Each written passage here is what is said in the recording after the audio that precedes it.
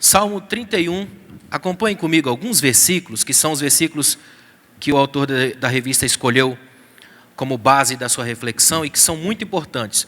Mas para que você entenda bem, deixa eu dizer uma coisa aos irmãos. O Salmo 31 é Salmo de Davi. E se tem alguém na Bíblia que sabe o que é alma, é Davi. Davi é um indivíduo que grande parte dos seus salmos tem a temática da alma. E Davi consegue fazer uma coisa que é melhor ainda, que é colocar todas as nuances da alma. Você vai ver Davi reclamar com a própria alma: por que você está tão abatida, minha alma? Você vai ver Davi dizer que é Deus quem refrigera a minha alma, Salmo 23. Vai ver Davi trabalhar as ideias de que às vezes, olha, a alma está sufocada, está em crise. Ele expõe, ele não tem medo de colocar na vitrine aquilo que está passando na interioridade. Davi ensina para nós algumas das lições mais bonitas da relação da alma com Deus.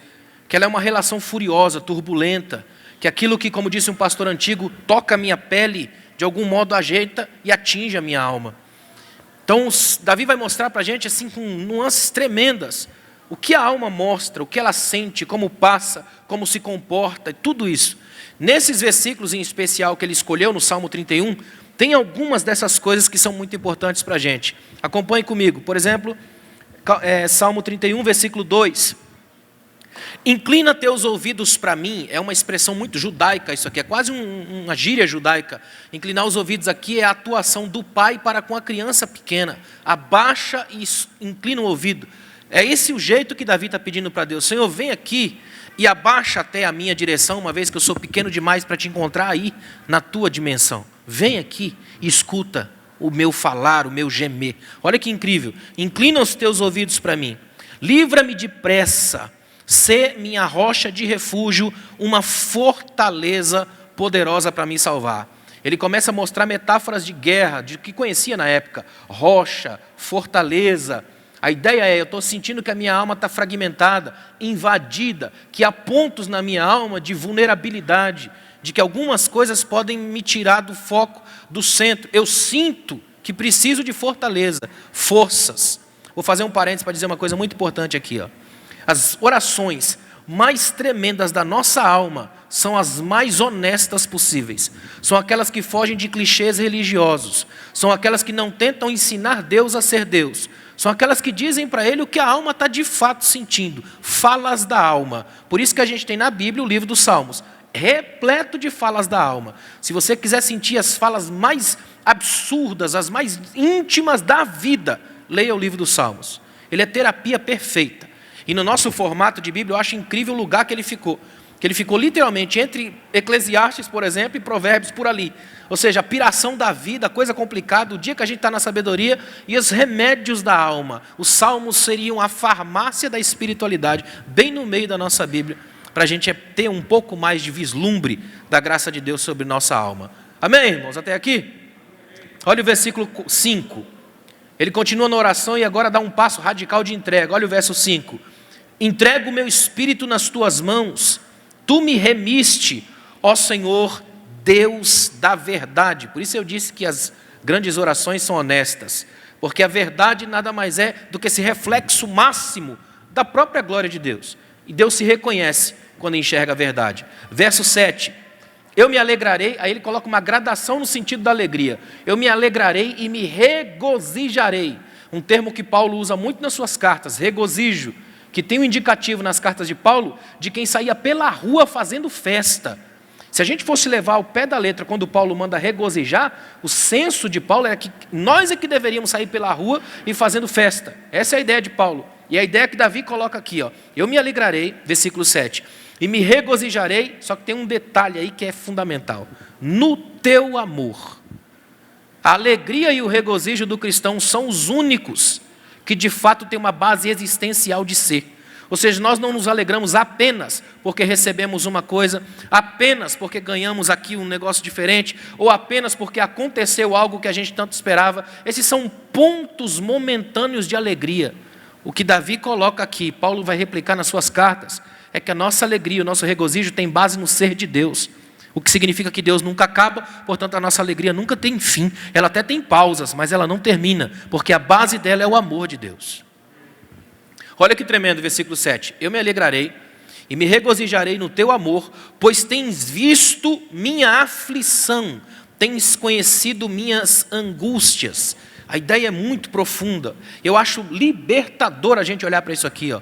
Davi está dizendo assim, ó, eu, embora esteja em aflição, e ele joga no plural, angústias, e aqui é um reflexo profundo da alma, angústia em todos os níveis de envolvimento, ainda assim eu me regozijarei, me alegrarei no teu amor, porque eu sei que o Senhor tem visto essas coisas. Ou seja, o Senhor não está cobrando de mim um desempenho perfeito, o tempo todo em alto nível, porque o Senhor sabe que eu vivo aqui, e nessa situação em que vivo, eu enfrento crise, problema, tropeço, fracasso, angústia, dores. Essas coisas são pluralidades da minha existência. E quando o Senhor olha para mim, enxerga essas coisas, mas não ama as coisas, ama a mim. Então eu me regozijo no teu amor, porque sei que essas coisas passam. Eu e o Senhor permanecemos. Nossa relação é maior do que nossos momentos. Essa é a ideia desse texto. Deu para entender? Há uma profundidade imensa aqui, ó. Eu estou pontuando o texto para depois a gente olhar um pouco no que ele diz na revista. Agora, olha que interessante, até porque o tema que ele coloca na revista, nessa primeira aula, é a necessidade de restauração da alma. E para mim essa palavra é chave, restauração. Colocar de volta a alma no sentido da ação, trazê-la de volta a ser. Muita gente se perde aí quando perde esse desejo da alma. A palavra desânimo, na língua portuguesa, vem do latim des, não anima, alma. É gente sem alma. O desanimado perde a vontade de existir. Ele respira, mas não é. Ele passa por aqui sem ser. É gente que se espreme entre duas datas do calendário, a primeira e a última. É estranho viver assim. Por isso é tão importante a gente captar a profundidade do que Davi está dizendo. Olha o que ele diz no versículo 9. E é uma oração. Ó Senhor, tem compaixão de mim, porque estou angustiado. Meus olhos, minha alma e meu corpo se consomem de tristeza. Esse aqui, ó, é um dos versículos mais tristes, tenebrosos da Bíblia. E da produção de salmos de Davi. Se a gente parar para pensar só nesse texto aqui, ó, ele é devastador. Olha o que diz o versículo 9. Davi fala, Senhor, tem compaixão de mim. E olha para mim, compaixão não é pena nem dó. Muita gente tem um entendimento equivocado de compaixão. Compaixão, se você colocar um tracinho entre o compaixão, essa é a ideia, com força de sentimento. Tenha todo o teu sentimento voltado para mim. Quem entende muito de compaixão são as mães. Sabe quando você está, duas mães conversando ali, seus filhos brincando ao redor, de repente um filho cai, grita, ai. Você já viu como é que a mãe age quando o filho cai? Ela esquece a conversa, vai para cima do menino, abraça. Ela abraça tão apertado que parece que machuca mais no abraço do que na queda, não é assim? Até ela entender que foi só um arranhão, vai um tempo. Compaixão é colocar o sentimento dela no sentimento do outro. É arrancar a dor com a mão. É entender que o outro mora na minha paixão, no meu coração. O que Davi pede é fantástico. Senhor, lembra de mim nos teus sentimentos. É ativar a memória divina. Deus, lembra de mim no teu coração. O ponto focal da tua memória, Senhor, não é a tua mente, é teu coração. Então lembra-te de mim no teu amor, na tua paixão, no conteúdo do teu sentimento. É como se ele estivesse dizendo, Senhor, tudo que eu mais quero de ti agora é uma aproximação de corações. Que o meu coração consiga sentir a mesma vibração do teu coração. É extraordinário isso. Na sede da Jocum, nos Estados Unidos, tem uma frase assim, ó, que o nosso coração possa ser movido pelas mesmas coisas que movem o coração de Deus. É isso que Davi está pedindo. Senhor, faz as cordas do meu coração vibrarem na mesma intensidade do teu. É como se ele dissesse, Senhor, quando eu peço compaixão, eu peço que o Senhor olhe para mim com o olhar do Pai. Aquele que olha para mim e sabe que eu sou filho e sente em si as coisas que atingem a mim. Parece que não, mas isso aqui é uma revolução, é revolucionário. O ser humano que não passa de pó, poder dizer a Deus, numa oração, expor um pedido de um desejo tão íntimo e dizer, Senhor, eu sei que eu não sou nada à luz de Ti, mas olha para mim com o olhar de um pai. Quando a gente faz isso aqui, num salmo, Antigo Testamento, isso faz uma ponte bíblica tão tremenda que eu acredito que, tomara que você entenda o que eu vou dizer aqui e esse impacto vá para o resto da sua vida. Porque quando Jesus vai orar, ele começa a orar com os discípulos, tem uma das cenas mais incríveis da Bíblia lá em Lucas, porque os discípulos chegam para Jesus e pedem assim, Senhor, ensina a gente a orar. Só que isso na cultura judaica não é qualquer coisa, porque o judeu faz oração para tudo desde que nasce. Desde pequeno tem oração para o judeu, oração para comer, oração para colocar a mesa, oração para colocar os negócios, oração para lavar a mão, tudo tem oração. Nos judeus hoje tem um aplicativo só com orações. Então, quando um judeu chega para Jesus e pede, ensina-nos a orar, não está pedindo uma oração a mais num catálogo já cheio de orações. É que viram Jesus orar de um jeito tão diferente e tão extraordinário, que ficaram encantados pelo modo dele orar. E pediram, ensina a gente a orar do teu jeito. Aí sabe qual é a primeira coisa que Jesus ensina? Expõe um desejo do coração dele. Porque o pai dele, ele queria que a gente chamasse de nosso. Então ele começa assim, ó, quando vocês forem orar, falem assim, ó, Pai nosso. É tremendo. É ele dizendo assim, eu quero que vocês orem ao meu Pai como Pai de vocês, porque é assim que ele enxerga vocês, com um olhar de Pai. É a resposta da oração de Davi. Olha para mim com um olhar de Pai, olhar de compaixão. Agora, olha que coisa profunda, olha o versículo 9. Ó. Tem compaixão de mim porque estou angustiado. O verbo estar faz uma diferença imensa nesse texto. Davi não diz eu sou angustiado, uma coisa é ser, outra é estar. Davi está dizendo, eu passo por um momento de angústia, e eu acredito que a angústia não me domina. Davi tem um entendimento muito profundo do que a alma percebe na vida, de que eu não posso transformar um momento na minha razão de ser. Eu preciso entender que momentos passam e eu permaneço, que eu não sou os erros que cometi, porque a graça me liberta disso. Você não é o pecado que você cometeu. Uma coisa é o pecador, outra é o pecado. É por isso que Deus perdoa o pecador e joga fora o pecado. Porque a graça dele está com você, com a sua vida. Você não é o erro que você cometeu. Davi não diz eu sou angustiado, eu estou angustiado. Isso tem uma diferença imensa. Se a gente entender a diferença entre ser e estar aqui, a gente entende libertação. Deus te libertou para ser com Ele, embora ainda esteja por aqui. É por isso que quando Jesus vem em Marcos capítulo 3, por ali, ele chama os discípulos, e o texto bíblico tem duas frases lindas. Chamou a ele os que ele quis. Que é uma frase fantástica, porque tinha uma multidão que veio a ele. Ele olhou no meio da multidão e chamou os que ele quis. Aí o texto diz, para que estivessem com ele. Depois disso é que mandou pregar, expulsar demônio, fazer. Antes de ir, mandou estar. Para Jesus é muito importante o estar com Ele, porque estando com Ele, Ele trabalha na alma. É por isso que Ele vai dizer para os discípulos, o que adianta ganhar o mundo inteiro e perder a sua alma? Irmãos, se a gente perde a alma, aí o culto perde a sua alma enquanto culto. É por isso que às vezes a gente tem ajuntamento, mas não tem corpo. É por isso que às vezes a gente tem coreografia, mas não tem vida. É por isso que às vezes a gente tem igreja cheia de gente vazia. É por isso que às vezes a gente tem movimento, mas a gente não tem vida. Porque sem alma é só um corpo, é só um invólucro, não tem vida. É muito importante que a gente se lembre disso. Amém, irmãos? Vou fazer duas imagens, é um exercício rápido, duas imagens para você pensar. Vou até brincar um pouco com o folclore brasileiro, é só para você pensar. Imagine comigo por um momento, é sexta-feira, 13 de noite, meia-noite. Você está sozinho, sozinha, indo a pé para a sua casa. Aí você entra na rua da sua casa, quando você vira a esquina, tem um homem parado perto da sua casa, na esquina da sua casa, sexta-feira, 13, meia-noite, e esse homem não tem um dos pés. Como é que você fica? Ele está lá em pé, sem um pé. Você clama o sangue e vai para casa correndo. Fala se não é. Imagina a mesma cena agora. É sexta-feira, 13 de noite, você está sozinho, sozinha, indo para a sua casa a pé. Você vira a esquina e quando você vira a esquina da sua casa, você encontra um pé humano na calçada. O que você faz? Aí você desmaia. Não sobra muito. Fala a verdade. Olha que coisa interessante, porque embora tenha um corpo sem um dos membros, ele ainda é corpo e ainda tem vida. Agora, um membro sozinho não é corpo e também não tem mais vida. Por isso é fantasma, por isso assusta. É por isso que aqui na igreja, mesmo às vezes machucados, a gente ainda está aqui, porque ainda é um corpo, ainda que um membro esteja machucado. Só que um membro sozinho lá fora não é mais corpo, já perdeu a vida. Por isso que a gente está aqui hoje, para que a graça de Deus nos dê essa junta, um ao outro ajuda. O bonito da igreja é a capacidade que a gente tem de fortalecer um ao outro. Isso chama-se comunhão. Essa graça é fruto de almas que aprendem a se amarem aqui, ó, na luz do amor maior que é o de Deus por nós. Amém, irmãos? Olha o que diz o versículo 14, o último versículo da nossa leitura da Bíblia aí, de hoje, Salmo 31, verso 14. Ele diz assim, ó, Senhor, mas eu confio em Ti e digo, Tu és o meu Deus. A fórmula aqui é tremenda. É como ele dissesse assim, ó, Senhor, eu quero dizer isso em voz alta, porque eu quero afirmar a minha crença.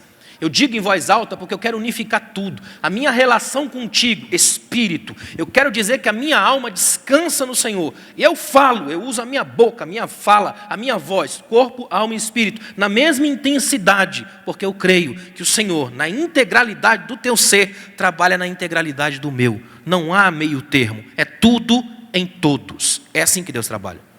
Não dá para oferecer 30% de mim para Deus. Ou tudo ou nada, não funciona assim. Deu para entender até aqui, irmãos? Nesse trimestre a gente vai falar muito desses assuntos concernentes à cura da alma, à saúde integral do humano. Isso é muito importante para a gente entender. Ele começa, por exemplo, na apostila aí, na revista, colocando a estrutura do ser humano e como nós somos uma igreja de linhagem pentecostal e teologia assembleana, tricotomia, corpo, alma e espírito. E é importante que a gente entenda isso daqui, e fundamental hoje, que é o tema central da aula, necessidade de restauração da alma, que a gente pense como está o nível da nossa alma. É importante demais entender isso. As áreas da alma, ele até colocou aí uma coisa mais didática para ficar mais fácil de entender, colocou pelo menos 3 coisas que são fundamentais para a gente pensar essa manhã. Primeiramente, que é a sede do intelecto, dos pensamentos, do raciocínio, da memória. Muitas vezes na Bíblia a palavra mente aparece como sinônimo de alma. Minha mente está cansada, perturbada, no sentido de alma. Por que é tão importante pensar nisso hoje? A gente vive num século que tem um bombardeio da mente monstruoso todos os dias. Se você deixar que a sua mente seja atingida pelo volume de informações, por exemplo, que estão sendo checados e jogados a todo dia sobre a gente, você não sobrevive. É importante lembrar disso aqui, ó. A nossa mente se tornou hoje um campo de batalha violento para todos os lados. E o pior, nós vivemos numa geração que tem síndrome de expert. Parece que hoje ninguém mais tem problema com não saber. Parece que todo mundo sabe tudo a todo tempo e a todo momento. Todo mundo tem resposta para tudo, menos para a própria alma diante do espelho. Nós estamos vivendo uma geração perigosa, uma geração que já não sabe mais o que é não saber. Como é bonito às vezes ser ignorante, irmão. Não saber é libertador. Sabia disso? Uma das coisas mais bonitas da vida é você aprender a dizer não sei. É libertador. É fantástico. Quando você tem liberdade de saber que não sabe. Aliás, é só quando você sabe que não sabe que você dá um passo para aprender. Não é? E nós temos um problema sério com isso. Com gente que se acha o expert acima de tudo e de todos. E aí não consegue mais aprender porque o copo está tão cheio que não cabe mais nada. E é muito perigoso quando isso acontece. É bom quando a gente liberta a capacidade de aprendizado, de colocar essa sede na alma. Olha para mim, se tem uma coisa que a alma tem é sede de conhecimento. Ela passa a querer aprender sempre. Só que nós vivemos um tempo muito estranho. Eu estava lendo esses dias um pastor português que eu gosto muito, chamado pastor Tiago Cavaco, e ele, numa das suas mensagens lá em Lisboa, ele disse uma coisa maravilhosa. Ele falou assim, ó, se fosse nós, estivesse na nossa casa, de repente aparece um anjo lá e fala assim, ó, pede o que você quiser. A gente entraria no modo Aladim no primeiro momento. A gente já ia imaginar 3 desejos, o cara é um gênio e saía pedindo tudo. Ele fala, isso acontece com Salomão, só que Salomão não quer coisas. Salomão quer ser o gênio. Me dá toda a sabedoria. Olha que tremendo. Tudo que eu quero é conhecimento. Me ensina como lidar com o povo. Eu quero sabedoria. Ele não quis as coisas. Ele queria ser o gênio. O cara que sabe. Só que para você ter um pouco de conhecimento, é preciso saber que não sabe. Se Sócrates disse sei que nada sei, como é que eu posso chegar aqui hoje e achar que sei alguma coisa? A gente vive numa geração que tem esse problema, o síndrome da mente toda cheia, completa, que nunca tem espaço para mais nada. Quando isso acontece, o máximo que a gente consegue é só repetir frases prontas e clichês diante do espelho. Muita gente faz isso o tempo todo e fica apaixonada pelo som da própria voz. A mente fica cheia só de si, então ela não tem espaço para mais ninguém. A beleza da fé cristã está exatamente nesse esvaziamento de si, para que eu aprenda a receber um pouco mais do outro, para que a gente cresça em comunhão, em unidade, um ao outro ajudando. A fé que cresce na experiência comunitária cresce esvaziando a mente de si, do ego o tempo todo. Por isso que quando a gente chega aqui na graça, envolvidos na igreja, a gente aprende que aqui não importa o eu, mas importa muito o nós. Há uma transformação até gramatical. A gente chega aqui, é nós. Só que é interessante que a gente às vezes não percebe isso, e na nossa própria linguagem, o que a gente mais faz quando chega aqui é trazer para o eu. Tanto que hoje a gente vive com um estranho abraço nos pronomes possessivos. É meu céu, meu Deus, minha bênção, meu milagre, meu amor, minha vida. É só para mim, quase que não tem espaço para mais ninguém. Isso é doentio, é perigoso, é paranoico. Nós somos chamados aqui hoje a entender que existe a graça do nós. Nós estamos aqui como corpo. cuja cabeça é Cristo e o Espírito Santo é o sistema nervoso central. Ele quem coordena as emoções. Nós estamos aqui por causa da glória de Deus. Ele nos salvou. Você já viu que às vezes a gente chega nessa linguagem do eu? Dificilmente você vai escutar alguém falar assim, ó, me batizaram nas águas. A gente sempre diz, eu me batizei, não é eu? Eu me batizei, eu tomei ceia. Como se existisse autobatismo, autoceia, autocasamento, autocéu. Não tem. Aqui na igreja a alegria está exatamente na celebração, na comunhão, na partilha. O partir do pão na ceia nada mais é do que o reflexo de um gesto de partilha de Jesus, o que significa que todo cristão só é cristão de verdade quando aprende a lógica do compartilhar. Para Deus a prosperidade não é acúmulo, é distribuição. Quanto mais eu partilho, mais eu sou, porque menos eu sou para que nós sejamos mais. Aí esvazia. Deu para entender? Ele coloca na alma aí, ó, a mente, a vontade, o instrumento para tomar decisões, o poder para escolher, essa coisa da alma que mexe tanto com a gente, esse sentimento. Eu estava estudando esses dias um escritor que disse assim, ó, a alma tem essa coisa, ela consegue viver entre os extremos, ela enxerga toda a beleza do mundo, é por isso que você sorri quando ouve a música que gosta, a poesia que mexe com o seu coração, o toque na pele, os primeiros olhares e o envolvimento do coração apaixonado, quando você abraça o filho, o neto, essas coisas a alma delira, só que ela também sofre demais quando ela vê a feiura do mundo, quando ela vê o abandono, o caos, a miséria, quando ela vê o abuso sexual, espiritual, físico, psicológico, a alma sofre com tudo isso, ela vive nesses extremos, no mesmo dia ela pode experimentar a alegria de um abraço, e se esse abraço não acabar logo, ela enfrenta o caos do estrangulamento, a mesma alma. Esse é o problema, ela vive em estado de desequilíbrio às vezes. Por isso é tão importante que essa alma esteja baseada em algo que dê a ela a capacidade de entender, numa palavra só, discernimento. E isso a gente não consegue porque a gente é bom, mas porque o Espírito Santo trabalha no nosso coração, à luz do fruto do Espírito, fazendo nascer em nós uma palavra-chave, equilíbrio.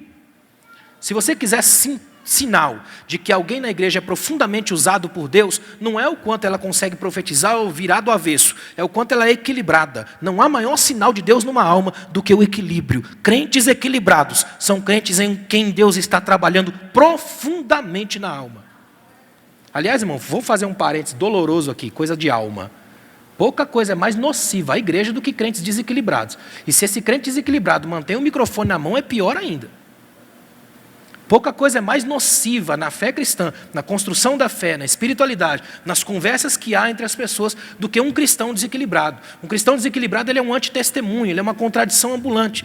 Ele é alguém que fala, mas não é. É o estilo filho de Davi, Absalão. O nome dele é Absalom, pai da paz. Só que ele é o pai da tragédia familiar de Davi. Porque nome bonito não faz caráter. Nome de crente não salva crente. É importante que a nossa alma tenha esse equilíbrio suficiente para saber onde a gente está descobrindo e desenvolvendo o nosso jeito de ser. Amém até aqui, irmãos? Fica assustado não que eu vou piorar bastante. Eu estou só na metade aqui. Ó. Tem as emoções da alma, olha que interessante. Ó. Ele colocou na revista aí, ó, são instrumentos para expressar os nossos sentimentos, os gostos, simpatias, alegrias, tristeza, amor, ódio. Essas coisas nascem com a gente. Estão aqui, ó, no desenvolvimento da vida. Fazem parte da nossa conversação humana, do jeito de ser. Aliás, tem uma coisa que atrapalha muito crente, olha para mim aqui, ó, é quando a gente tem uma palavra que você não deveria usar na sua vida, espiritualizar. Tem crente que espiritualiza absolutamente tudo. Por exemplo, ele não calça a porta, o vento bate a porta, ele já acha que foi Satanás. Como se o diabo não tivesse o que fazer no inferno, fosse apenas bater a porta do crente. Pensa por um momento. O crente que espiritualiza tudo não consegue entender que aqui também há um chão para se viver. Coisas de gente, coisa de vida. Tem gente que você não vai com a cara, irmão. Não adianta simplesmente dizer, não, eu te amo em Cristo Jesus. Se isso for falso, não é verdadeiro, não é de Deus. É na convivência que a gente aprende a se amar. Isso é um processo. E todo processo leva tempo. E é por isso que assusta. Nem todo mundo ama você só porque te abraça. Às vezes te abraça para calcular onde a faca entra. É a verdade. Por isso é tão importante que a gente aprenda no processo. Existe um processo de desenvolvimento humano em todo mundo. Ninguém é santo perfeito. Aliás, seria bom se você parasse na sua casa para meditar em Eclesiastes capítulo 7. Eclesiastes capítulo 7, essa semana, eu passei a semana inteira devastado por esse texto. Vou fazer questão de ir lá. Agora eu vou fazer questão de ir lá. Ativei o modo provocativo. Vai comigo lá em Eclesiastes capítulo 7, para eu te mostrar umas coisas assustadoras. Essa semana eu passei a semana inteira devastado com isso aqui, pastor. Na segunda-feira passada, nas minhas leituras, li de novo esse texto, aí falei para minha esposa, não é possível, parece que eu nunca li esse texto. Como esse texto mexe com a gente? Olha o que diz o capítulo 7 de Eclesiastes. A partir do versículo 13, olha o versículo 13, ele faz uma pergunta daquelas que arrebenta com dogmatismos religiosos, de gente que só pensa em termos de preto e branco, e crente tem um problema sério com isso ou aquilo. Olha que interessante, ó. Considera as obras de Deus. Olha o que ele diz. Quem pode endireitar o que ele fez torto? Imagina, se Deus me fez nessa tortuosidade aqui, ó, complicado como eu sou, quem é que vai me endireitar? É a graça dele quem trabalha em mim. Por isso eu preciso entender cada vez mais que eu preciso estar perto dele o suficiente para ele me acertar do jeito que ele quer. Dá uma olhada na sequência do texto. Olha o versículo 15. Ó. Nessa minha vida absurda, já vi de tudo. Aí ele começa com uma coisa que é a quebra devastadora das lógicas da vida. Isso aqui só consegue entender isso aqui, ó, quem olha com um olhar a partir da alma. A alma que pesa, que percebe. Olha o que ele diz no versículo 15. Eu já vi de tudo. Ao justo que morre apesar da sua justiça.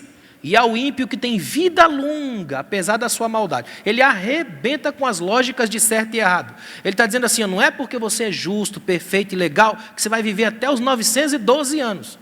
Você pode morrer antes. E sabe aquele cara ruim que você colocaria na sua lista, na primeira pessoa da lista de Covid? Ele pode viver bem. Não é um negócio esquisito? Fala se você já não fez a lista, meu Deus, tanta gente para morrer nesse mundo, leva a Covid. Ele não leva, irmão. Não funciona nas nossas lógicas. Esse é o negócio irritante do viver, irmãos. É aí que irrita o viver. Não respeita lógicas. Vida tem essa coisa. Não está nem aí para aquilo que eu coloco, eu mapeio. Quem sou eu para dizer quem vai estar aqui domingo à noite? E é exatamente essa coisa assustadora que é a beleza da vida. É por isso que os deuses da mitologia são chatíssimos, eles não morrem nunca. A beleza é você saber que ele pode não estar aqui amanhã. Quando você compreende essa verdade com esse alcance, todo abraço que você dá em alguém vai ser honesto e verdadeiro. Você vai curtir demais a pessoa que você tem ao seu lado. Não vai precisar que a morte chegue perto, sopre no seu ouvido a importância que ela tem. É por isso que eu detesto o discurso de velório. Por que não disse antes que o cara estava vivo? Agora não dá mais para ouvir, né? Aí faz todo aquele discurso, toda aquela coisa. Para quê? Olha que coisa interessante. Olha o versículo 16. Ó. Eclesiastes 7, 16. Dá uma olhada no 16. Não seja justo demais, nem sábio demais. E a frase dele é tremenda. Porque te destruirias a ti mesmo. O que ele está dizendo é tremendo. Quem é justo demais ou sábio demais, destrói a si mesmo. O demais é o problema aqui. É o foco do excesso, do extremo. Tudo que é em excesso é perigoso. Por isso eu falei da palavra-chave, a palavra equilíbrio na vida. Tudo que é em excesso é perigoso. Porque a justiça demais não te torna justo, te torna justiceiro. E o justiceiro mata, porque a base dele não é Deus, é a si mesmo. É aí que nasce o fundamentalista, que em nome da fé mata a gente. Sabia que se Deus tira a graça dele da gente aqui, a gente é pior que os islâmicos? A gente mata, irmão. Religião mata. Por isso, graças a Deus, eu não tenho religião alguma. A única coisa que eu quero seguir é Cristo, porque Ele está acima de qualquer placa, qualquer religião, qualquer denominação e qualquer ranço religioso capaz de matar. Amém?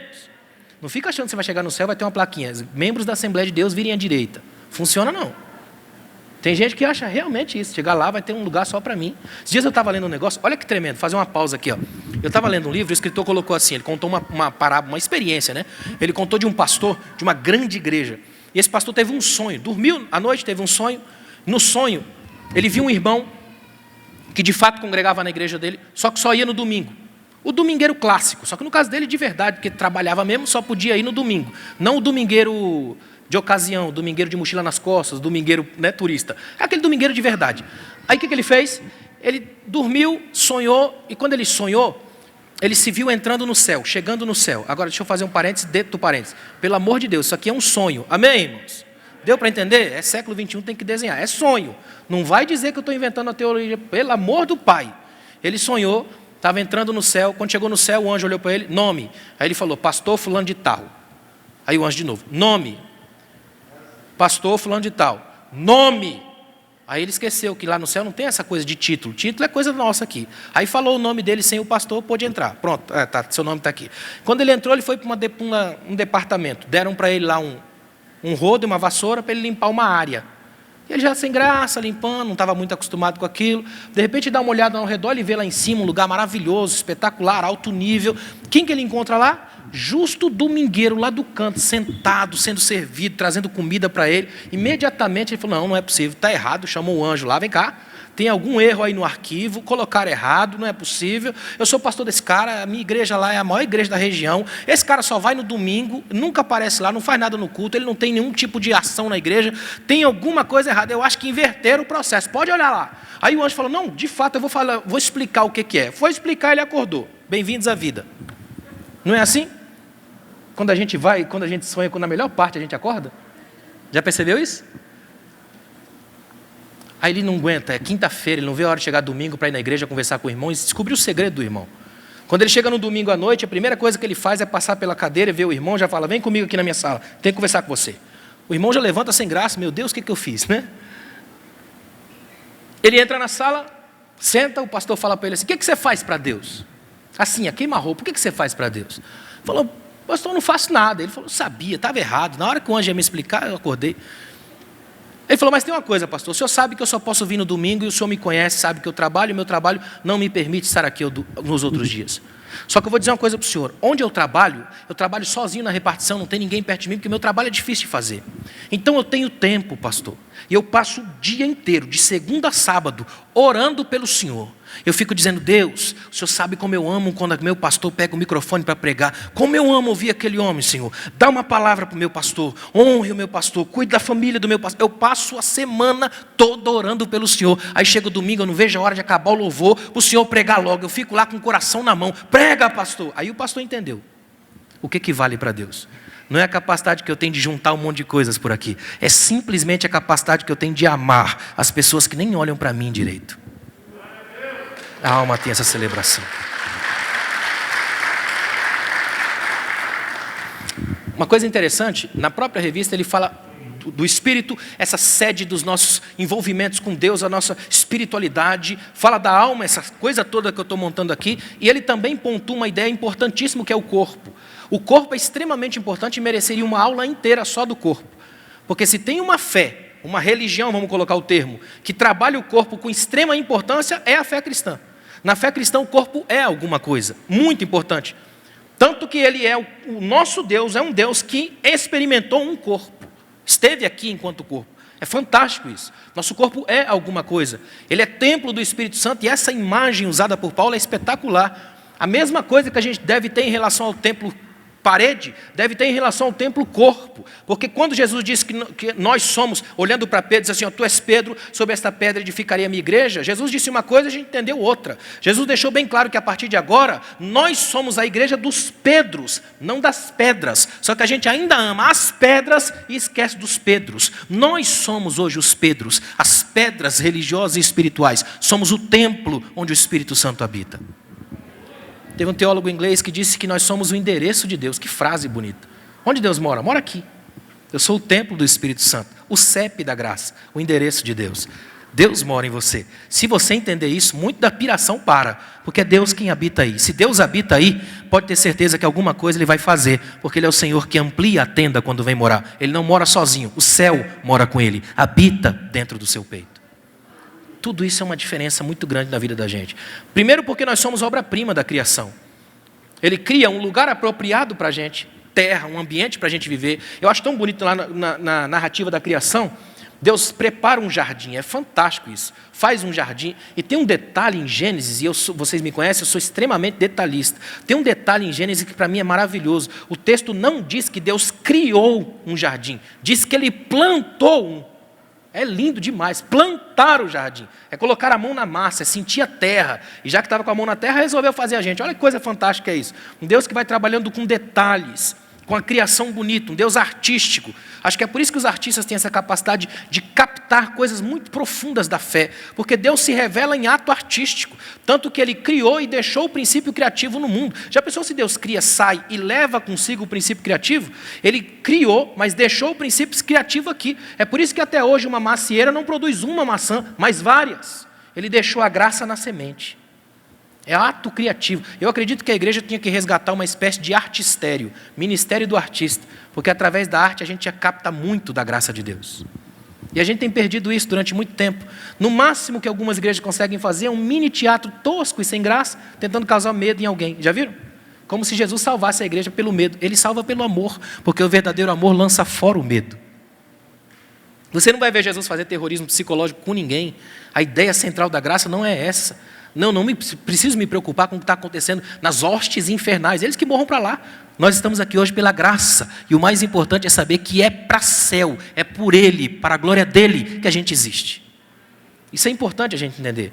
Uma coisa que me chama a atenção, que mesmo o ser humano com erro, e Deus sabia disso, o ser humano escolhe errado, tem problemas. Mesmo assim, Deus investe nesse ser humano. A sua graça em cobrir o homem, mesmo quando o homem descobre que está errado, é extraordinário.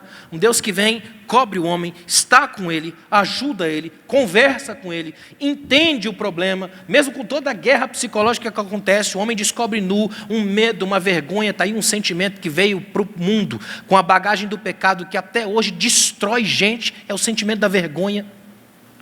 Da próxima vez que você vir alguém sendo colocado e exposto à vergonha, observe o rosto. É terrível. Talvez não haja sentimento mais devastador para um humano do que ser exposto à vergonha pública. Esse sentimento destrói qualquer um, seja quem for, rico, pobre, qualquer um. Exposto à vergonha, ele se desumaniza. Ele perde a razão de ser, porque a vergonha é a bestialidade original trazida ao mundo pelo pecado. Ele entrou pelo pecado e isso tem devastado gente. É por isso que na igreja, todas as vezes que alguém na igreja é exposta à vergonha, esta já não é uma igreja, é apenas um sindicato do mal. A igreja é o lugar onde a gente arranca a vergonha. E qualquer um pode entrar aqui e sentir-se pleno, da família, abraçado, colocado ao peito. A igreja é lugar de arrancar vergonha e construir no lugar a graça, que abraça, que recebe, que trata, que cura. Amém, irmãos? Olha que coisa interessante. Toda a humanidade passa a carregar esse fardo complicado, perigoso, e mesmo assim é recebida no abraço de Deus, na bondade de Deus, na capacidade de Deus de alcançar o humano, de conversar com o humano. Eu acho tremendo o fato de Deus vir aqui em Jesus. Tem um teólogo inglês que disse que Jesus é a selfie de Deus, é o rosto que a gente enxerga. E ele dá um rosto para Deus, e um rosto que conversa com as pessoas, que troca ideia com elas. Eu estava olhando na Bíblia esses dias e me encanta, por exemplo, Jesus chega para um cara endemoniado até a medula, que é o endemoniado gadareno, e Jesus vai literalmente conversar com ele. O que Jesus faz com ele é belíssimo. Ele pergunta: qual é o teu nome? Eu tento imaginar qual foi a última vez que alguém se interessou em saber o nome do rapaz. Ele ganhou um rótulo dos mais terríveis: endemoniado, pecador, aquele que é repugnante, que ninguém chega perto, que mora nos sepulcros, que a gente olhando para ele enxerga um animal, um monstro, menos que coisa, ele não é gente. Aí Jesus chega para ele e faz a pergunta de toda aproximação, a pergunta de todo princípio de amizade: qual é o seu nome? Jesus pergunta para eles, os demônios é que se intrometem, e nem o nome eles dão uma função, legião. Ou seja, para Jesus o que importa não é o meu cargo, não é a capacidade que eu tenho até de assustar a cidade, é se eu ainda me lembro quem eu sou. Qual é o seu nome? Qual é a sua originalidade? Em que nível está a sua alma? Como é que a gente chega perto para conversar, para estabelecer conversa? A fé cristã é uma fé de relacionamentos, de intimidade. Se a gente não entende isso, a gente cria só um amontoado de gente que passa o tempo todo tentando conseguir mais do que o outro. É um shopping celestial, não é igreja. Igreja genuína é a complexão da mesa, a configuração do estar junto, de poder trocar ideia, abraçar, chegar perto e entender que essa graça que está com a gente aqui, apesar da gente, ainda permanece aqui, curando, restaurando e colocando de pé. Para terminar, ele faz na revista rapidamente um voo aí em cima do quadro atual da alma humana, em colapso total, e ele vai dizer que a gente precisa fazer uma autoanálise, porque a gente não é autossuficiente para vencer. É interessante que na mesa da ceia, no texto da ceia, lá em 1 Coríntios 11, Paulo diz uma frase que é das mais tremendas e que sempre passa na nossa leitura: examine-se. A palavra examinar ali é ex para fora de, tire para fora de si, examine-se a si mesmo. Ou seja, fazer uma autoanálise. Porque a alma hoje vive em estado de colapso. Por quê? Porque nós vivemos num século de todas as ameaças voltadas para a alma, em todos os momentos. A gente vive numa geração que ela é o tempo todo asfixiada, sufocada pelos excessos. Tem excesso de informação, tem excesso de gente, tem excesso de más notícias, tem excesso de poluição visual, física, psicológica, em todos os lugares que a gente vai. A gente hoje tem excesso de religião. É tanta gente dizendo tanto sobre Deus que parece que Deus sai. É muito perigoso isso. Então é tão importante que a gente faça essa autoanálise e que a gente se lembre que ninguém aqui é autossuficiente, que ninguém consegue se curar sozinho, que não há aqui um princípio de autorrestauração imediata. Todo imediatismo é muito perigoso. Aqui na igreja o grande milagre é a aproximação no processo, no tempo, para que a gente vá um ao outro ajudando, um ao outro abençoando, ministrando sobre a vida do outro, oferecendo cura. Nesse processo cíclico, quando a gente vai ajudando um ao outro, chega um momento onde todos estão envolvidos no mesmo processo. É por isso que a igreja é um lugar onde ainda se acredita no milagre da ressurreição. Porque depois que Jesus ressuscita, a gente pode ter certeza que nada que seja morto aqui tem a última palavra. Pode ressuscitar o meu culto, pode ressuscitar a minha força, pode ressuscitar a minha alma, o meu desejo de envolvimento com Deus aqui hoje. Amém, irmãos? Olha que coisa interessante que é isso. Ele inclusive cita uma passagem sobre a autossuficiência. Ele vai me citar um texto lá de Números, que é um texto muito simbólico na Bíblia, muito profundo. O povo de Israel é picado por várias serpentes. Aí Moisés vai lá, orientado por Deus, faz uma serpente de metal, levanta, e o povo que olhasse para aquela serpente receberia cura. E é interessante isso, o que Deus queria mostrar era uma metáfora. Entendam que olhando para aquilo que é o mal de vocês, vocês vão compreender que quando sabem que esse mal faz essa ponte e acusa você, é que você sabe que levantado por Deus, em Cristo, lá na frente, você vai ter a vitória sobre aquilo que tanto te machuca. Só que o povo, como sempre, entendeu errado e transformou a própria serpente depois num objeto idolátrico, objeto como ídolo. Ou seja, até hoje a gente ainda faz isso. Ao invés da gente glorificar a Deus, e só a Deus, por ter sido alvo de uma cura a partir da oração de alguém, a gente idolatra quem orou e esquece o Deus que estava por trás dessa oração. É assim ou não é? Até hoje a gente ainda reproduz o mesmo problema, o mesmo padrão. O que Deus nos trouxe aqui essa manhã para ensinar a gente rapidamente? Que a nossa alma sofre, que muitas das vezes ela absorve todo esse peso que há no mundo. Por isso que é tão importante não permitir que o pior que há no mundo encontre espaço para crescer em mim. Mas aí aqui, pela graça de Deus trabalhando na gente, o coração sendo cheio da graça de Deus, a gente consegue aqui, ter cura para a nossa alma. Ou seja, a cura da alma não é um processo extremamente místico e esotérico, que eu tenho que passar por uma série de passos, como se eu passasse quase por uma reformulação. Não, a cura da alma está na palavra. Porque a palavra sabe exatamente onde encontrar a minha alma, onde mexer nos pontos centrais da minha vida. Por isso que no texto de Eclesiastes 7 que eu li, ele trabalha com o equilíbrio. Não seja justo demais, não seja sábio demais. Equilíbrio é a palavra-chave. Eu queria que você saísse daqui essa manhã com essa palavra no seu coração. Equilíbrio, a posição estável da balança. Quando a gente entende isso, a gente entende onde Deus tem trabalhado no nosso coração. O ponto central, mexendo no caráter, arrancando as máscaras, mexendo na intimidade, colocando a gente de pé, trazendo de volta o equilíbrio para ser e viver. Amém, irmãos? Fica de pé, por favor. Eu quero orar com você. Queria que você orasse nesse momento, agradecendo a Deus por ter hoje a oportunidade de estar aqui e de permitir que a sua alma seja alcançada pela graça de Deus. De saber que Deus tem trabalhado na sua alma, tem te fortalecido. Os tempos não são fáceis, a gente tem passado por situações cada vez mais difíceis. A gente está vivendo um ano que nunca houve na história, sem precedente, ninguém sabe. Portanto, tome cuidado com todos os especialistas, porque é novo para todo mundo, nem todo mundo sabe o que é isso. Então é bom que a gente aprenda a ouvir, mas desenvolver uma coisa chamada ouvido seletivo. Eu não escuto todo mundo, eu escuto apenas aqueles que me edificam. Amém, irmãos? Que sabem trabalhar comigo. Entenda que a sua alma é um espaço sagrado, não pode ser oferecido para qualquer um. Ministre e filtre as coisas que têm acesso à sua alma, à sua mente. Amém, irmãos? Porque às vezes tem gente, por exemplo, que ele acha que filtrar isso aqui, por exemplo, é ele se tornar alienado do mundo, e não é. Às vezes você encontra na internet, de verdade, coisas que edificam mais do que a conversa de alguns irmãos. A gente tem que lembrar disso. Por isso que a Bíblia vai dizer que o poder de vida e morte está na língua. Porque essa língua é movida por essa alma. E se essa alma estiver ruim, tudo vem complicado. Por isso que Jesus diz assim, ó, se os teus olhos forem bons, todo o teu corpo terá luz. Mas se os teus olhos forem maus, estarão em densas trevas.